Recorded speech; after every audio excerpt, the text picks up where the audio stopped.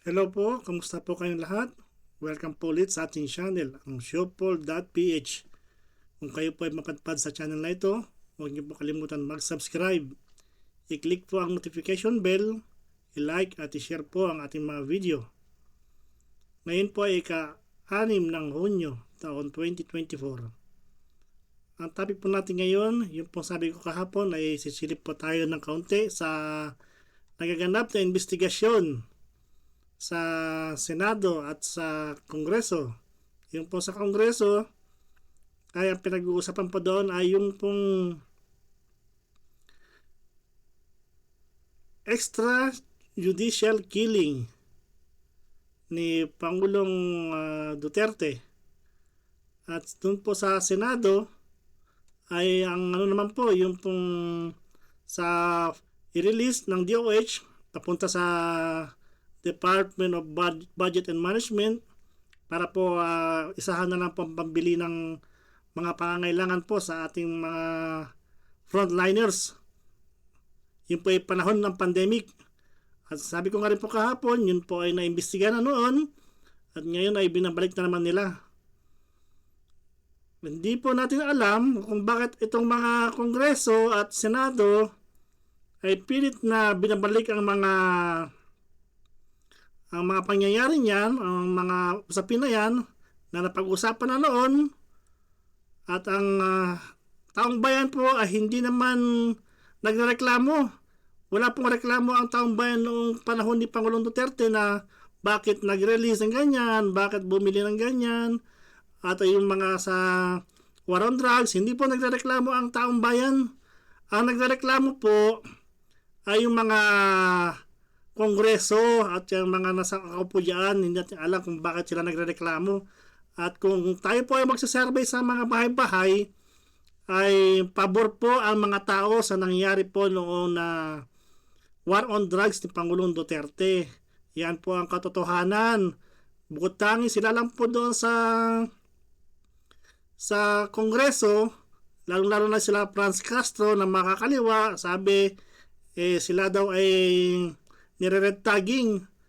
Sino ba ang unang nag-red tag sa kanila? Wala pong iba kundi ang kanilang founder ng CPP-NPA na si Mr. Joe Masison. Meron pa akong ginawang video dyan. Andyan po yung video. Pwede nyo pong balikan dyan sa channel na yan. Ganun ba man? Try pa rin natin ulitin. Total na inuulit din naman nila. Bibigyan natin ng komento, yung magandang komento, para po maliwanagan po ulit ang mga tao.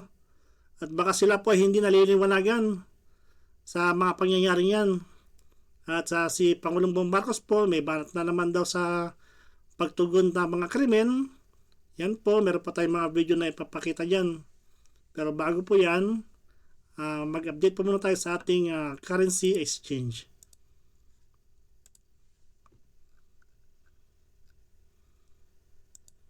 Ang 1 US dollar po ay 58.647. Kuwaiti dinar 191.36. Saudi Arabian Riyal 15.639. Canadian dollar 42.834. Japanese yen 0.375. British pound 74.975. Euro 63.823. Emirates Dirham 15.969. At ang ating pong Hong Kong dollar ay 7.508. Yan po yung ating latest currency exchange. Ngayon po ay puntahan natin yung sabi nila na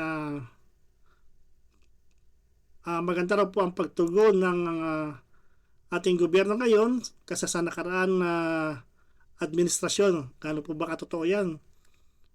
Pakinggan po natin si Atty. Panelo. Kasi, pag tinawag mo presidente, sasabihin sa'yo ni presidente, nasaan yung 20,000? Pakita niyo sa akin mga listahan. Sino yan? Kailan namatay yan? Anong petsa niyan? Ito po yung sinasabi niya yung sa EJK, yung sa war on drugs. Anong okasyon yan? Abogado ito eh. Of course. Di ba? Kaya useless. Kung wala kayo may sagot, huwag nyo nang tawagin, mapapahiya lang kayo. Sinabi po ni Pangulong Bongbong Marcos sa isa pong pagdinig o sa isa pong event sa Philippine National Police na kanya pong na-quote that everything has gone down, theft has gone down, ito yung crime rate kumbaga at yung pero mataas pa rin daw yung index crimes and other form of crimes. At least, sabi ng Pangulo, we can say that we are doing better. That's a big word, Attorney Sal. Better than we were before. Ano po ang tugon po niyo doon, sir? Marami na namang has gone down. Criminality and so forth and so on has gone down. Economy has also gone down. His popularity and trust rating has also gone down. Kaya tama siya. Yun doon. In addition to. Oo. Kasi, Yun ang totoo. Nagbabaan lahat ng kanyang popularity at saka trust rating. Pero ito yung sinasabi ng Pangulong Bongbong Marcos, yung banat niya na mas maganda ang pagtugon ng krimen ngayon, panahon niya, kaysa nagdaan na administrasyon. Gano'n po ba katotoo yan? Tayo po mga net citizen ng Pilipinas, yung pong mga normal na mamayan, tayo po ang makapagsabi niyan, hindi po si Pangulong Marcos. Bakit hindi masabi ng mga kapulisan yan? Baka nabigyan na naman ng maling impormasyon si Pangulong Marcos yan. alam mo naman, Attorney Sal, matindi ang law enforcement ng panahon ng Duterte administration. At nararamdaman ng tao sa ground. Di ba, Attorney Sal, na mas mahalaga yung komento ng tao kung feel ba nila na safe maglakad ng madaling araw. Ikaw, feel mo ba? Hindi ako sumasakay ako. Kahit sumasakay ka. Pero iba talaga ang Maraming atmosphere. riding in tandem. Pak! Ay, mahirap ngayong panahon. So, Kaya alam mo ako natutuwa ako. Pagpunta ko sa Marikina, Mayor Marcy, meron ko nadaan ng mga pulis. May stop nila yung mga motorsiklo, mga riding in tandem. At sabi ko, yan ang tama. Kasi hindi mo alam, baka yung hinuhuli mo, may babarilin na. Dapat kaya palaging visible ka at saka talaga nag-i-inspection ka. ay, maraming salamat, Attorney Sal. Planong ipatupad ang pamahalaan ng right sizing ng mga tauhan po ng PNP para mapag-ibayo daw ng ang police visibility sa bansa. Pinay-aral naman ng Malacanang ang posibilidad na lumikha ng isang legal department sa loob ng PNP. Ang mga usapin ay natalakay sa PNP Command Conference sa Campo Crame. Si President Catarong sa report. Plano ng Department of Interior and Local Government o DILG at Philippine National Police na ipatupad ang right sizing ng mga tauhan at mapaghusay pa ang police visibility sa buong bansa. Sa press briefing sa Malacanang nitong Miyerkules, ipinaliwanag ni DILG Secretary Benjamin Abalos Jr. na nais nilang i-maximize ang pwersa ng pulisya upang maiwasan ang duplicity ng trabaho. Dagdag ng kalihim, nais din nilang tiyakin na ang mga opisyal ng pulisya ay nakatutok sa pagtatrabaho sa antas ng komunidad. Nang tanungin kung ang right sizing ng mga tauhan ng PNP ay mangangahulugan ng kawalan ng trabaho para silang pulis, sinabi ng DILG chief na wala silang intensyong tanggalin ang mga pulis sa kanilang pwesto. Bagkus, i-reassign lang anya sila sa ibang tungkulin. Kasi ang nangyayari yung iba nasa office lang, nagkakaroon ng duplicity of work, yung ang report ni Chief PNP, ang sabi ng Pangulo, tama yan, para imbis na nasa opisina yung mga pulis, at least nasa baba. Importante sa grassroots, nasa baba. Samantala, ipinag-utos ng Malacanang ang pag-aaral para sa posibilidad na lumikha ng isang legal department sa loob ng PNP bilang bahagi ng pagsisikap na protektahan ang kapakanan ng mga pulis laban sa mga harassment at akusasyon. Binigyang diin ni Secretary Abalos ang kahalagahan ng magkaroon ng opisina na magbibigay ng libreng legal aid sa mga pulis, lalo na sa usapin ng raid sa mga illegal na droga. Basta ang police ay mag-raid, tapos because of technicality, let's say 3 liters rule, ma-dismiss yan, babalikan ng mga police, didimanda yan. So, once ikaw ay police, madimanda ka, gagastos ka sariling pera mo sa abogado, kinakabahan ka pa, suspended ka pa, pending investigation, ayaw mo nang ma-assign pa sa drugs. Ayaw mo na. At nangyayari yan. Ang pangangailangang lumikha ng legal department ng PNP ay magsisilbi anyang defense counsel ng sinumang pulis na sinampahan ng iba't ibang reklamo. Ipinahayag ng pamahalaan na hindi maaring baliwalain ang kapakanan ng mga pulis na nag-alay ng kanilang buhay sa paggawa ng mabuti, ngunit hindi kayang magbayad ng abogado o humingi ng serbisyong legal. Itong araw na Martes, nagkaroon ng ikalawang PNP Command Conference sa Camp Crame sa Quezon City kung saan tinalakay ang mga nabanggit na usapin, maging ang operational accomplishments ng PNP at iba pang mga issue. Para sa Diyos at sa Pilipinas kong mahal, Resilin Catarong, SMNI News. Attorney Sal, ano po masasabi ninyo sa mga updates dyan po sa Philippine National Police? Anong right sizing ang kailangan yung mga pulis? Kukunti ang pulis natin eh. For every policeman, ilan? Sa populasyon. Konti ho talaga, nung nasa administrasyon tayo nung nakaraan. Tagal ko na nirekomenda yun. Kailangan dagdagan natin, kung pwede, doble natin yung bilang ng mga pulis, pati sa army. Ang ratio, Attorney Sal, 1 policeman for every 500 inhabitants. 1 is to 500, sir. 500,000, Diyos ko naman. Dagdagan na natin mga pulis. Kung hindi pa ng Hindi pulis, po pwede yung ganyan. Kaya, hirap tayo eh. Isa rin po sa mga na mababasa natin sa ground, Attorney Sal, na komento. Parang nahahati at para napipigilan ng mga pulis sa paggaman sa kanilang tungkulin dahil pag nasobrahan ka naman, may issue ka naman ng human rights. Ano naman ang paano ngayon ng administrasyon? Medyo mainit sila, lalo na pag nadudugtong yung illegal drugs campaign sa PNP. So, alam mo yung sinasabing legal department, hindi kailangan yun. Meron tayong PAO. Kung they cannot afford, yan ang PAO eh. Pwede silang tulungan.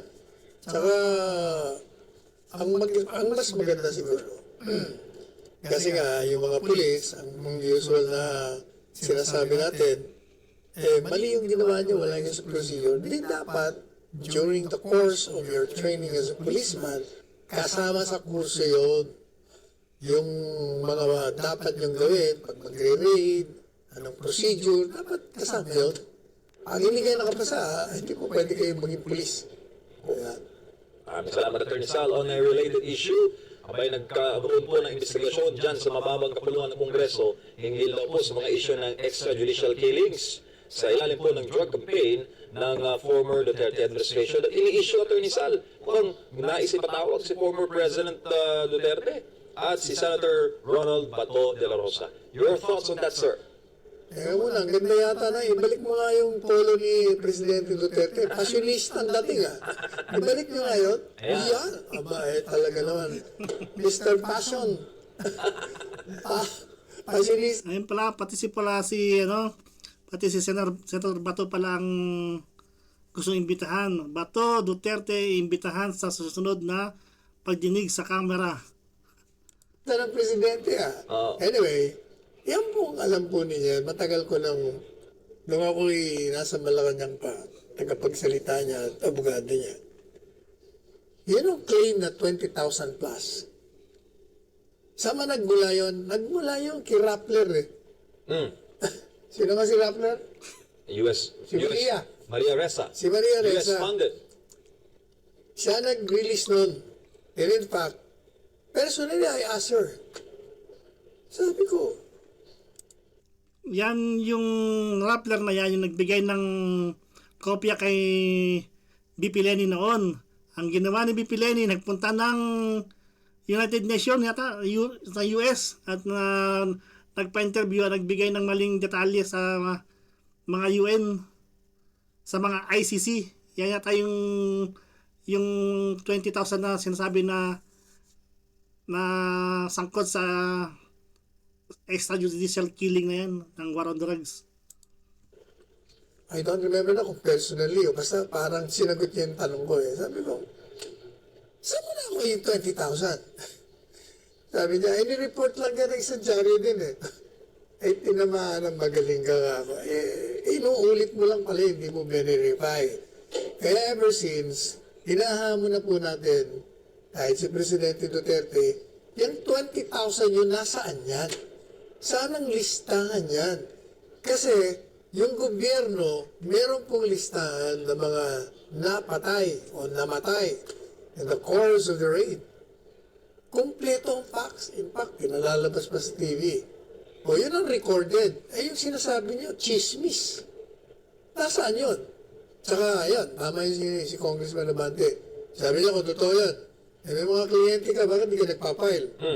Sabi naman ng abogado ayaw mo mag-file ayaw mag-file, tapos sinisisi niyo yung nakarang administrasyon. Pero, di ba, attorney, overwhelming po ang comment ng taong bayan doon sa war against drugs. At may resulta. Talagang marami rin nasasabi sa ating comment section na mukhang pag Duterte ng mga programa, binabalikan at sinisiraan. Anong masasabi mo doon, sir? Siyempre, sino man sumisira, di mga kalaban ng Presidente Duterte. Ang katotohanan niyan, talagang ang tao, nung panahon ng administrasyon Duterte, sila po ay naglalakad sa kalye, umuwi, nagpupunta sa trabaho, nang walang agam-agam na sila ay madidisgrasya, mananakawan, hold up, mapaparil. Kasi nga, ang mga pulis noon, panahon ni Presidente Duterte, talagang ginagawa nila. Pinapain nila ang buhay nila dyan para maging mapayapa ang taong bayan sa kanilang araw-araw na pag-ikot sa kanilang mga buhay. Ayan pa yung issue, Attorney Sal, na marami rin nagsasabi na itong investigation sa Kamara, idudugtong ho ito doon sa posibleng ICC arrest naman kay former President Duterte. Ito ba sabi ni Congressman Abante, huwag mong babanggitin ng ICC rito yan, insulto yan dito sa bansa natin. At pinakikalaman nila, okay ka dyan. Abante ka pa. Pero sir, knowing the former president, do you think dadalo ang former president sa House probe? Sabi naman ni Congressman Abante, we will have to give due respect to the president. He wants to come. He may want to join us. Kung ayaw niya naman, wala rin problema. Kasi, pag tinawag mo presidente, sasabihin sa'yo ni presidente, nasan yung 20,000? Pakita niyo sa akin mga listahan. Sino yan? Kailan namatay yan? Anong petsa yan? Anong okasyon yan? Abogado ito Of course. Di ba? Kaya useless. Kung wala kayo may sagot, huwag nyo nang tawagin, mapapahiya lang kayo. Malinaw po yung narinig natin kay Atty. Panelo. Kung wala namang ebidensya, wala namang record ng 20,000, ano ang nasasagot ng Pangulong Duterte? Wala nga, hihingi sila ng kopya. Abogado, sabi nga, abogado nga. Paano kung wala silang maibigay? Di mapahiya lang sila.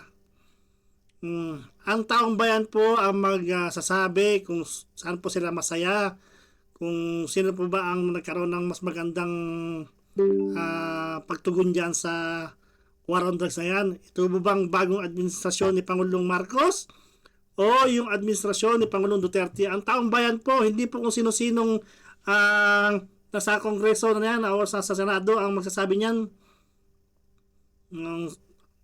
Pwede po kayo magkomento sa baba. Kayo po ay inanyayahan ko. Tingnan po natin, mag-survey po tayo kung sino kung magkomento kayo kung ano yung sa tingin nyo mas magandang pagtugon. Yung ito ba ngayon ba o yung nakaraan? Yun lang po ang isasagot nyo sa comment section. Punta naman po tayo sa Senado. Ang pinag-uusapan naman doon ay yung week. Yun naman ang pilit nilang ibinabalik ngayon doon. At yun ay sabi ko nga kahapon, ayun ay napag-usapan na. Kung pwede nga lang ayoko na ibalik yan. Pero pag-usapan natin, magbigay tayo ng ibang komento dyan. Yung buong pangbalik, samantalang meron mas malaking amount ng pera, hundreds of billions po, na unprogrammed fund ni Pangulong Marcos. Yun po ay inutang lang ng galing sa ating budget na trillion. Pakinggan po natin yung sasabihin ni Attorney Vic Rodriguez. Yan po yung 800 billion saan napunta. Makinig po kayo mabuti. Ito po dapat ang iniimbestigahan nila, hindi kung ano-ano. Ang usapan ng humulan natin, kasi lahat tayo dito ay apektado. yung paggamit ng tama sa budget ng Pilipinas at pera ng Pilipino. Ang budget po ng Pilipinas for 2024 is something like 5.768 trillion pesos.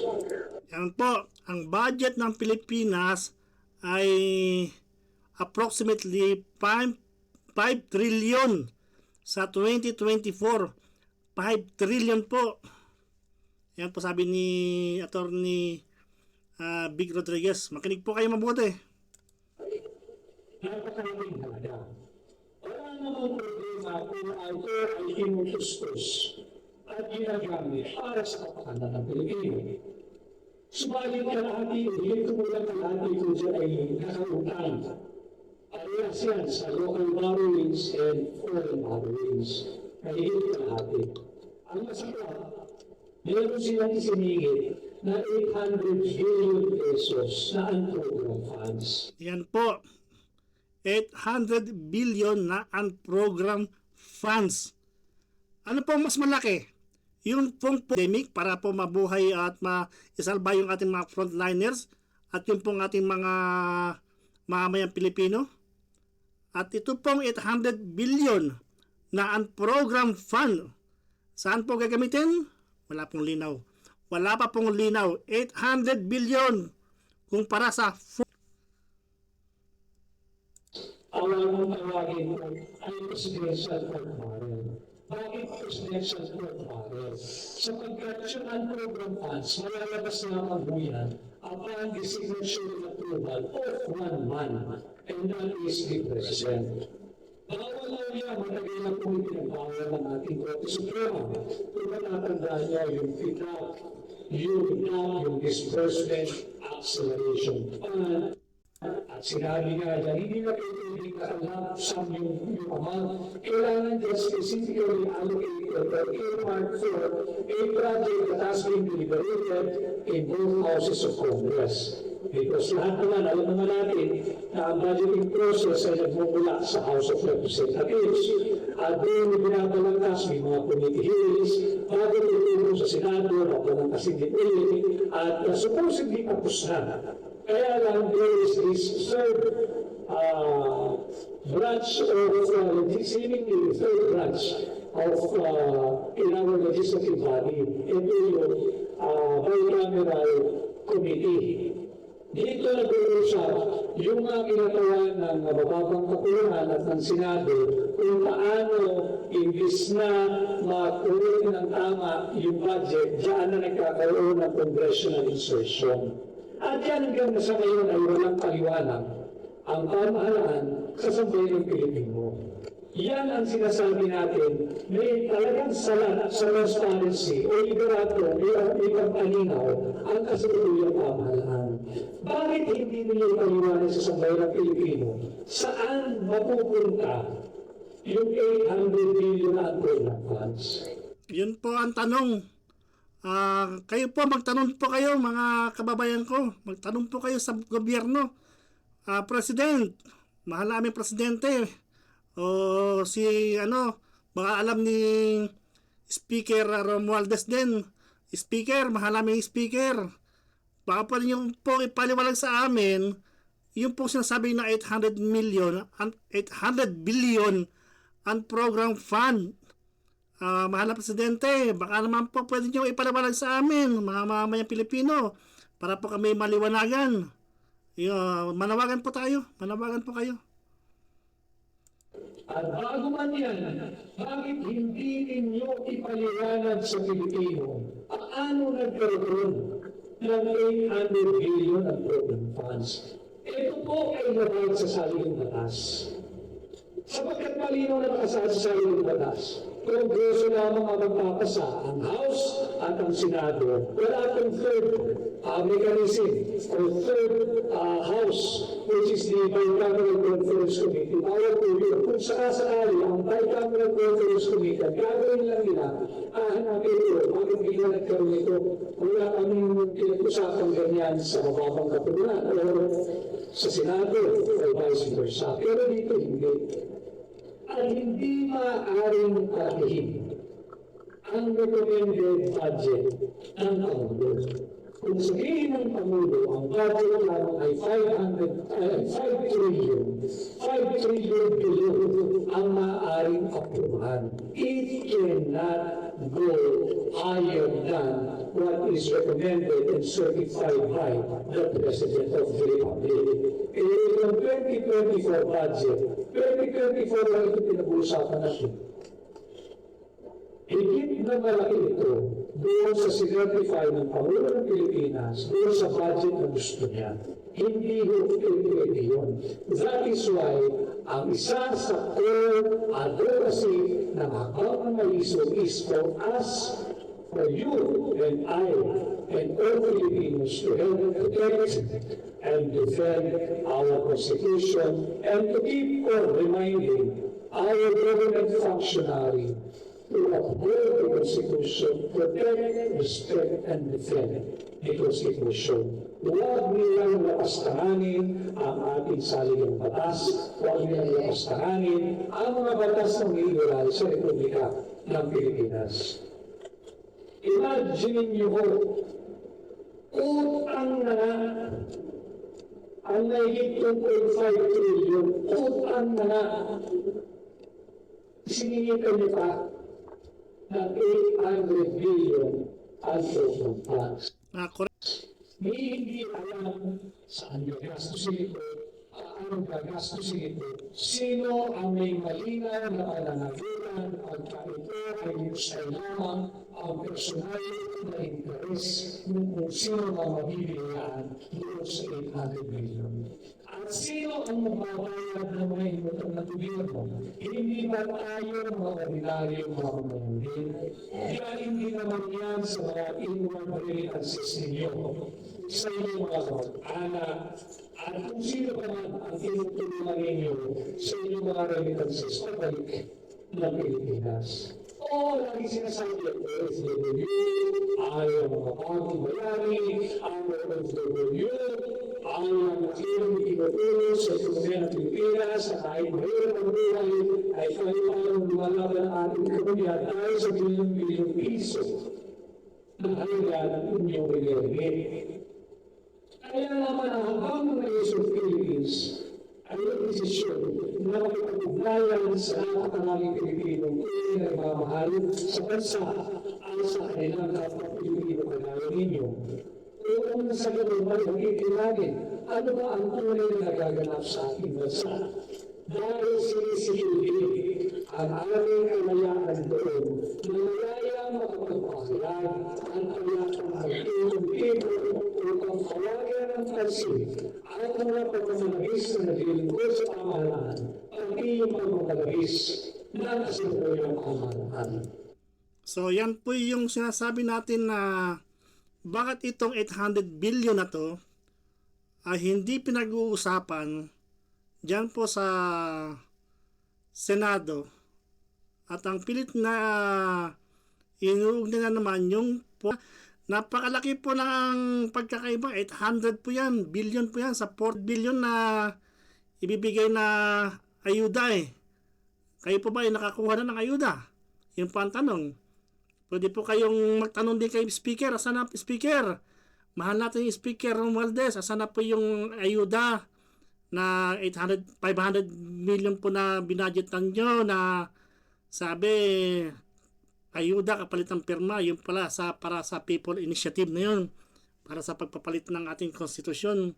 Yun po parang wala na rin po ng ng saysay, at ito po yung pilit nilang nilalagay para po matabunan yung mga ganyang issue Yung po sa Congress na War on Drugs, at yun naman po sa Senado na para po hindi mapag-usapan siguro itong ating mga 800 billion at saka yung iba pa mga problema ng Pilipinas. Napakadami ng problema ng Pilipinas. Balikan nyo po yung ating mga video. Nasabi ko na po yan, paulit-ulit na lang po.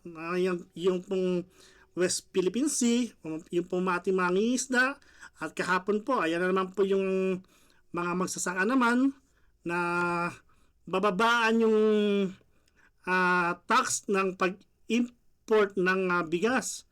So ang maapektuhan po yung ating ating pong mga magsasaka na nandyan po sa nagbubungkal ng lupa. Hindi natin alam kung ano yung gusto ng gobyerno na yan. Bakit yung mga nasa Kongreso, Senado, ano po ba? Yan pa yung 800 billion ba? Ano ba? Nakinabang pa kayo dyan? Tanong lang po, yun pong tanong. Baka naman nakinabang kayo dito kaya ayaw yung pag-usapan. Magkano po ba ang nakuha nyo dyan? Nagtatanong lang po. Hindi po ako sigurado. Pwede po kayong sumagot. Bilang isang mamayang Pilipino, dahil po namin karapatan po namin malaman kung saan po napupunta yung mga pondo na yan na ganyan po kalaki. At yun naman po kay President Duterte, alam natin kung saan napunta. Doon po sa pagbili po ng mga personal equipment nung panahon ng pandemya. At ito na lang po ating huling topic, yung pong sa maisog sa Pampanga. Magkakaroon po yan ng maisog dyan, maisog rally. So tayo po ay makisa sa panawagan na yan ng mga maisog. At alam ko po magkakaroon pa rin po ng maisog sa Japan. Ito rin pong buwan na to. So, antay-antay lang po tayo sa update kung kailan po nilang gagawin yan. Alam ko po to sa Angeles, Pampanga. Ito pong 16 yata. Hindi ko lang alam po yung sa Japan kung kailan. So, panoorin po natin to. Inanyayahan po natin yung mga taga Pampanga. At hindi lang po mga taga Pampanga, yung pong malalapit dyan. Mga taga Bulacan, Bataan.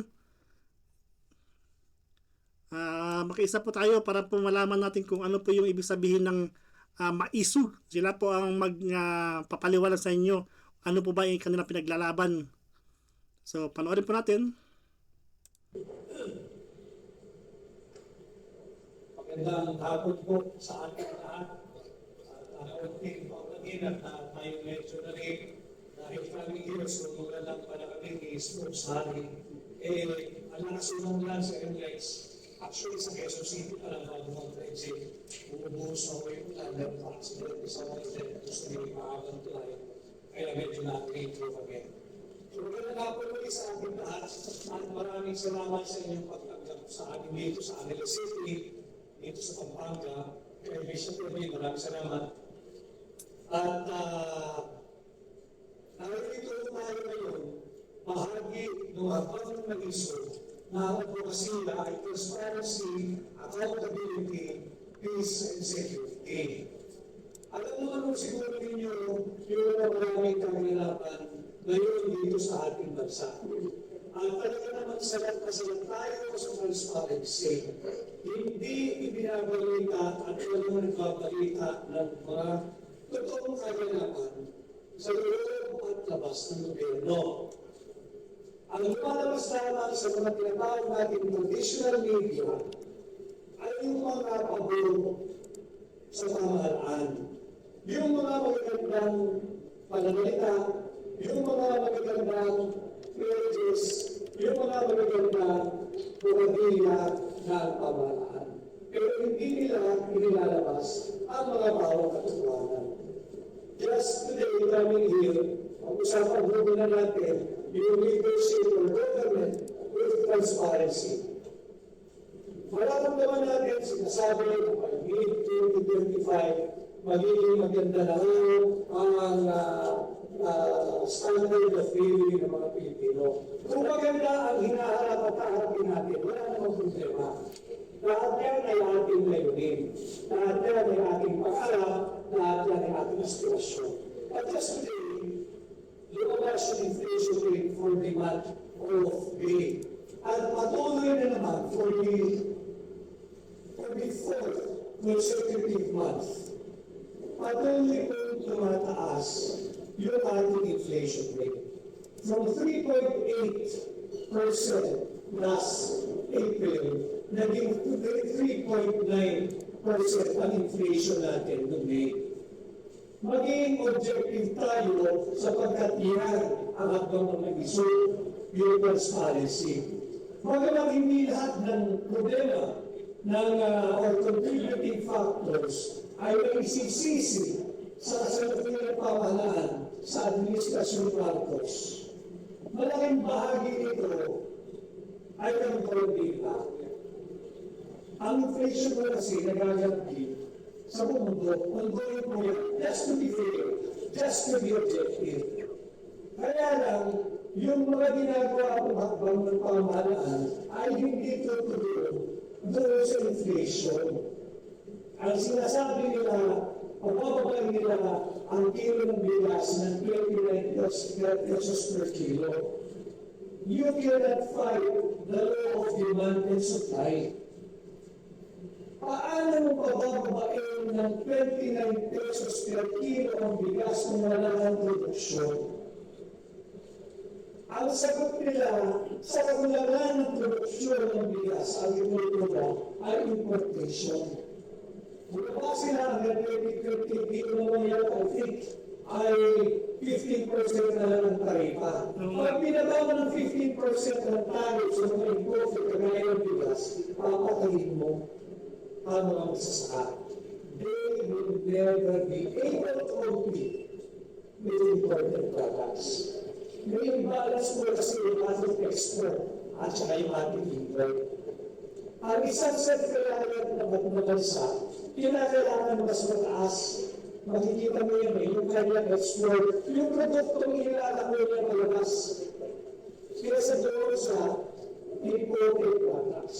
Pagka ang produkto mo, ang economy mo ay imbalance, ang meron import imbalance, mas malaki ang i-import mo. Malayo pa doon sa sinasabi nila na pag-unlad ng Pilipinas at ng mga Pilipino. Nilitin ko, kahit sa nila tayo doon sa aspiration na yun. Pero, malayo pa rin tayo. At kung din tayo magpapagiglan sa kanila, nakalagay dito, defend the flag, at hold, protect the defend the Constitution. Huwag mo tayo magpapadala sa kanila. Sa sinasabi nila na ang lugar ng kailangan sa ating bansa ay dahil sa restrictive economic provisions that are written in our Constitution. Hindi ba yun? Isulat mo mahirap, ayaw mag-ari ng mga lupa ang mga dayuhan. Kinakailangan daw pagkasuri ang mga foreign schools o universities from abroad para daw maging magagaling yung ating mag-aaral ang sulang ng susunod. Ang susunod nila muli dyan ay kalikutin ng kastangan ng ating konstitusyon. Hindi po problema ang konstitusyon pagdating sa paglaban sa inflation. Hindi po problema ang konstitusyon pagdating sa ninanais natin mamulan ang pamumuhay at kabuhayan ng bawat Pilipino. Ang problema ko ay ang kanilang graft and corruption. Yun. Ang corruption, huwag nilang pakikilaman ang ating konstitusyon. At dahil talamak ang graft and corruption, gusto nilang mapanatili ang kanilang mga sarili sa posisyon, ay ang pinakikilaman nila ang ating sariling batas para galawin not legal provisions but political provisions na pahihintunan ka sila na mag-reelect at walang tigil ng mga ulit sa kanilang mga pwesto. Yun po ang katotohanan niyan. Kaya pilit nilang gustong baguhin ang ating saligang batas o ang ating Philippines Constitution.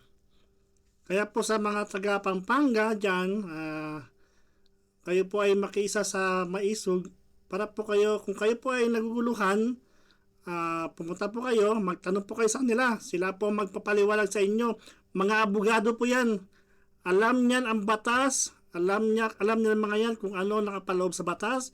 Alam ng mga yan kung ano ang bawal sa batas. Kaya po kung tayo po ay nagdadalawang isip o naguguluhan, tayo po ay pwede magtanong sa kanila. Tingnan po natin kung saan po ba gagawin na pinyang sa Pampanga na yan. Yan po ay alam ko sa pag daw umulan, doon daw po yan sa gagawin sa SM. So, pakinggan po natin para po malaman natin. Hindi po kayo nagdalawang isip na samahan kami dito sa ating forum ngayong hapon na ito. Maraming salamat din po sa ating mga magigiting at mga brilliant. Ito ay sa June 16. So June 16 po yung maisog sa Pampanga. Sabihin po ni Father, pare po yan. Initially ay inayos na po namin kasama yung ating mga kaibigan dito na si Partner Bernal at si Partner Placido, yung ating magiging venue. So initially pinili ho namin yung Salakot dito sa may malapit sa may SM. Inaantay pa ho namin yung labas ng permit, but at the same time nag-apply na rin ho kami dito sa may Infinity, yung tabi ho ng Marquee Mall. Yun po yung sa may Salakot daw, malapit sa may SM, sa may Marquee Mall daw pa iba. Hindi natin alam kung pakinggan nyo po yung mga taga Pampanga. Kayo po ang magbigay ng direksyon kung ano po yung sinasabi po ni Father para po hindi po maligaw yung mga gustong dumalo. Humingi na raw sila ng permit. Ang tanong, wala po ba mga truck sa Pampanga? Nagtatanong lang po. Sino nakakalaman ng Infinity, yung tabi ng Marquee Mall? So, okay na rin po yung ating permit doon. Ganun pa man ay as a good organizer, kinakailangan meron tayong laging plan B. Just in case na hindi maganda ang panahon sa June 6, June 16, I'm sorry. Pwede ho natin ilipat yung ating venue from Infinity to inside SM Clark. Okay ba yun? Okay ba yun? Yun, O yun po, ulitin pa natin para maliwanagan po tayo. Infinity to inside SM Clark. Okay ba yun? So to infinity, from infinity to SM Clark. June 16, I'm sorry. Pwede ho natin ilipat yung ating venue from Infinity to inside SM Clark. Yun po. Okay ba yun? Okay ba yun? Yun, wala na siguro mapapatigil sa atin, ano? Nasa loob na tayo ng SM Clark, doon sa kanilang multipurpose function place doon sa ground floor. So ito po ang aming pinaghanda na. Yun po ating venue. Ang kailangan po natin dito ngayon, mga kasama, ay yung suporta ng bawat isa po sa atin. Yun. Na ipag-aanyaya ho natin to. Okay ba yun? Yun po, yung mga makapanood po nito, anyayahin nyo po yung mga kaibigan nyo, yung po mga naguguluhan o nagdadalawang isip, ano po ba itong maisog na ito. Kung hindi nyo po alam kung ano pong pinaglalaban nila, pumunta po kayo, magtanong po kayo sa kanila at sila po ang magpapaliwanag sa inyo.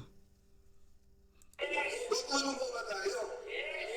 Yung po mga grupo natin, sino yung grupo natin dito? Bishop, dagdag ko din yung mga leaders mo Bishop ngayon. pala to, Bishop. Magkakaroon po tayo ng small meeting, siguro mga around 10 to 15 minutes lang. Opo, para po maibigay ko sa inyo yung committee. Ano? Okay, sige po. Yes po, pag-usapan po natin yung ating mga leaders dito mamaya, yung ating magiging responsibility. Pero ngayon pa lamang po, nais po namin ipaalam sa inyo kung pwede ho sana, anyaan ho natin mga kaibigan natin, mga kamag-anak natin, para maintindihan ho nila kung ano itong maisog, yung pinaglalaban ng maisog. Okay ho ba yun? Maasahan po ba namin yun? At samahan po natin si Tatay Digong, and we will make this Maisog Peace Rally this coming October 16 the biggest and the most organized Maisog Rally. Palapakan po natin yun. So yan po, June 16 po, yan po yung venue na sinabi po nila. At yung pong dalawang nakikita nyo na sa video na kumakain na nakapokus po yung kanilang image, yung pong dalawang Sila po yung may-ari po nitong video na to. So pahiram po sa Third Floor Studio. Yan po yung kanilang channel. Third Floor Studio, Your Happy Network. Sila po yung may-ari ng video na yan. So sana po sana po mapahiram sa atin to. Yan po, sila po yung may-ari niyan. Third Floor Studio, Your Happy Network. Mag-subscribe po tayo sa kanila. So yan na lang po muna ang ating topic ngayon. Yan po na napag-usapan natin yung talakay dyan sa Senado at Kongreso, yung pong kine-question na 14 billion na ginamit naman sa pandemic. So paulit-ulit po natin sinasabi yan, pero yun pong 800 billion po na ang program fund, at yung pong kay speaker pa na meron pa pong 500 billion pa yun, 500 billion. At meron pa pong yun pong sa wag po natin kakalimutan yung kay Attorney Harry Roque sa PhilHealth na hiningi nila na gustong ibalik ng PhilHealth yung pong na 90 billion. So billion po ang pinag-uusapan sa gobyerno na papasok na pera. Saan po ba nila dadalhin yan? Saan po ba nila gagamitin yung billion na yan?